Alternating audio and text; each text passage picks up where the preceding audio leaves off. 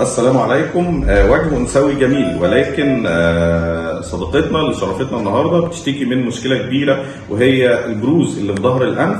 لو جينا نبص هنلاقي ان اجزاء الانف غير متناسقه مع بعضها البعض وغير متناسقه مع ملامح الوجه الانثوي الجميل.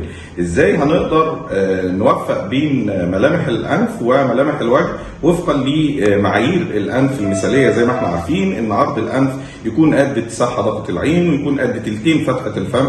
ازاي هنشتغل ان الزاويه بين الشفه العلويه وارنبه الانف تكبر؟ لو بصينا مع بعض مجرد ما نعمل كده ده بيدي منظر انثوي افضل. ازاي هنرفع الارنبه دي مع الحفاظ ان فتحات الانف ما تبقاش ظاهره من الامام، بالاضافه الى نحت عظام الانف من اعلى. كمان صديقتنا بتعاني من ضيق في التنفس بسبب اعوجاج الحاجز الانفي من الداخل، ده اللي هنشتغل عليه بالمنظار اثناء العمليه. دعواتكم وننزل لكم النتيجه بعد العمليه ان شاء الله.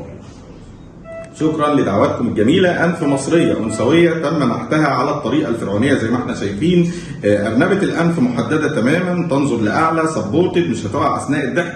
كمان تم نحتها بشكل ارفع. لو احنا مركزين في حجم الارنبه، حجم الارنبه الحقيقي هيكون اصغر من الحجم اللي احنا شايفينه، ده بسبب التورم البسيط اللي بدا يحصل بعد العمليه زي ما احنا شايفين. كمان عظام الانف من اعلى تم نحتها. المسافه اللي اتكلمنا عنها قبل العمليه بين ارنبه الانف والشفه العلويه زادت، مما سيعطي انطباع بسن اصغر. كمان ضيق التنفس الناتج عن اعوجاج الحاجز الانفي داخل الانف تم اصلاحه بالمنظار. اجزاء الانف اصبحت متناسقه مع بعضها البعض وتبدو بشكل طبيعي كأن مفيش اي عمليه معموله ان شاء الله. شكرا لدعواتكم الجميله، وفي انتظار تعليقاتكم على الفيسبوك واليوتيوب والانستجرام ان شاء الله.